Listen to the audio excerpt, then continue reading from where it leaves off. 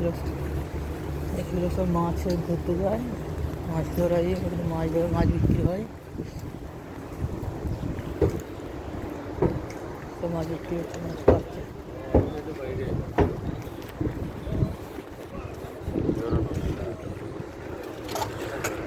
এরপরে মাছ ধরতে যায় সমুদ্রেতে।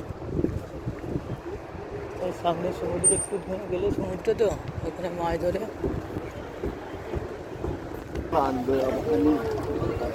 মাছ ধরার যন্ত্রগুলো দেখেছেন, খাঁচার মতো জাল দিয়ে।